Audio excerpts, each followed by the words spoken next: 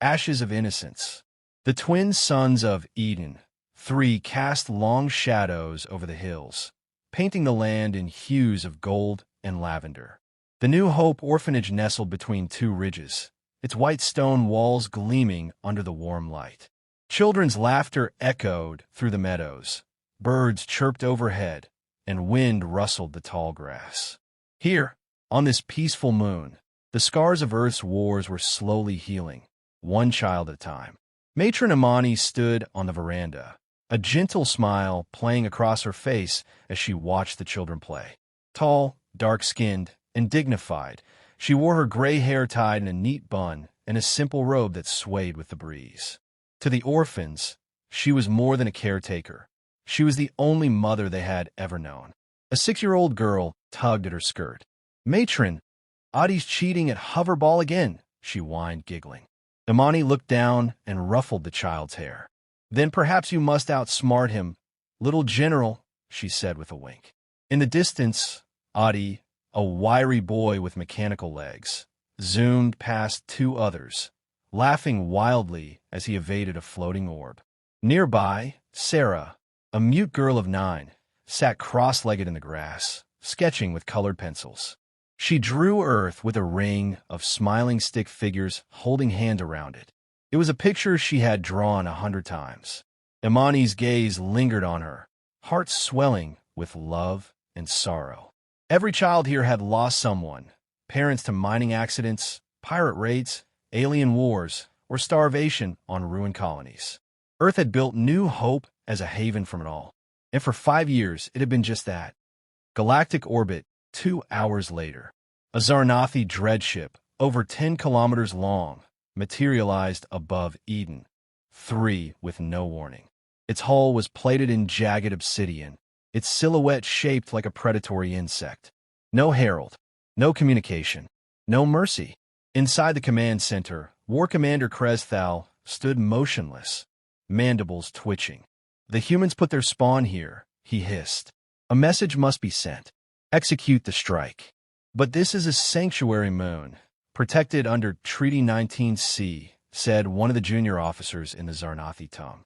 Kresthal turned slowly. Did the humans hesitate when they wiped out our outpost on Threxv? That was a military base. These are children.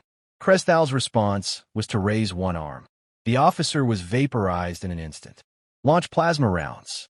Burn it to ash. New Hope Orphanage. Surface. It began with a hum. A deep, unnatural vibration in the ground. Then came the skyfire. Red streaks that painted the heavens with doom. Imani saw it first. Her smile faded. She whispered no. The first blast struck the far ridge. A mushroom of fire erupted, flinging soil and trees into the sky. The ground quaked. Children screamed. Inside. Now. Imani roared, scooping Sarah into her arms as alarms wailed. Adi ran toward the building, dragging a younger boy with him. Faster. It's not a drill.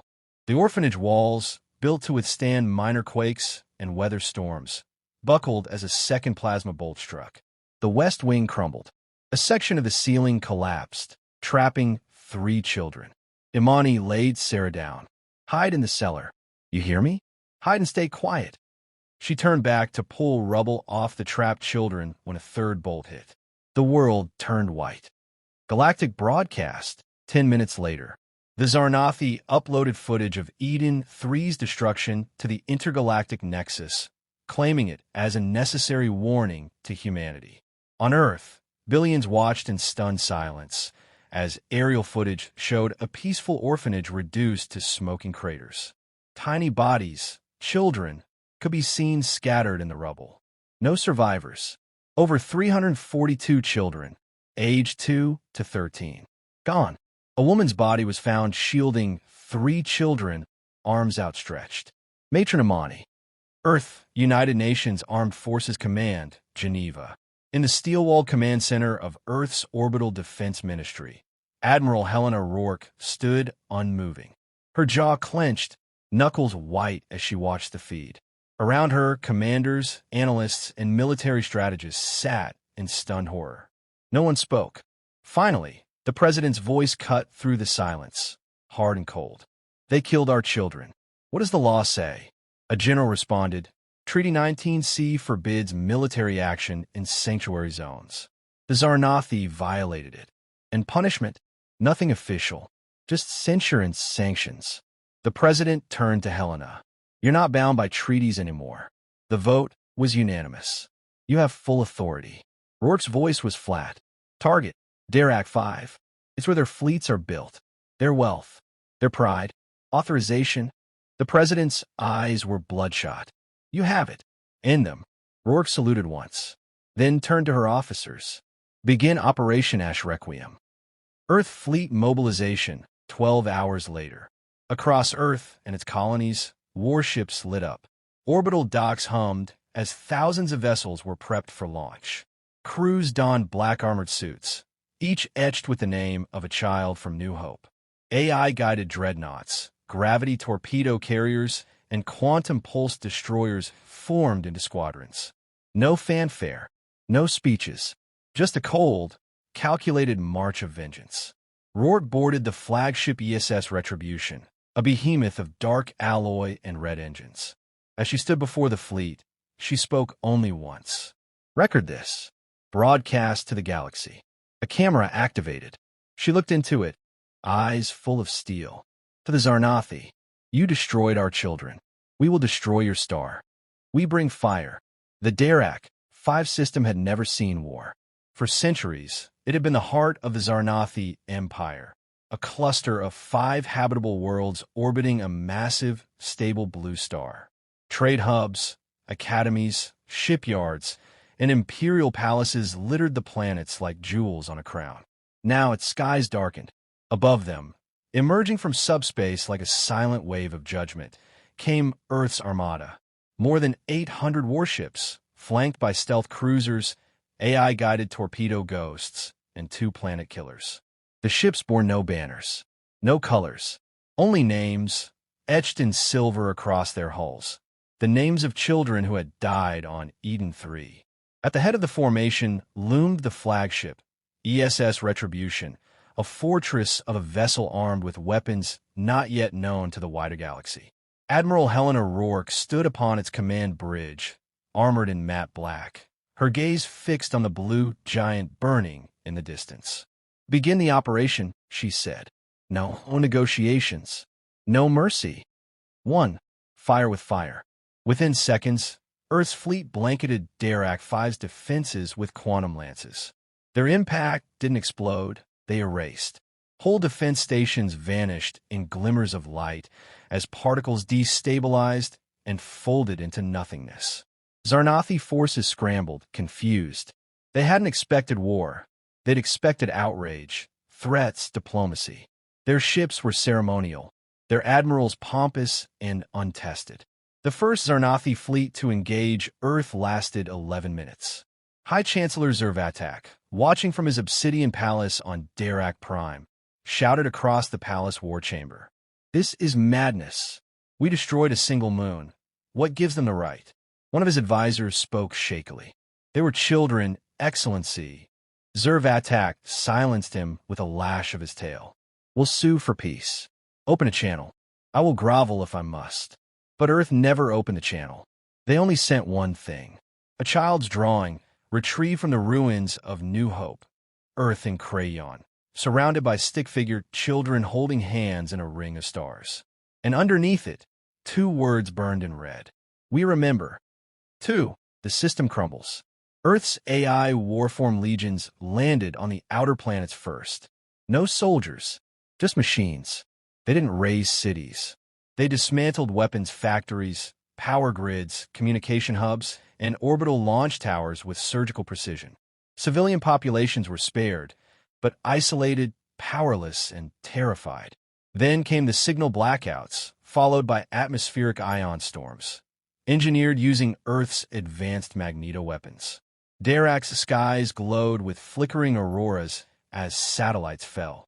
Every hour, a new planet lost light. Rourke stood on her bridge in silence, flanked by her captains. Report, she said. Dirac, 3 in Dirac, 4 in total lockdown.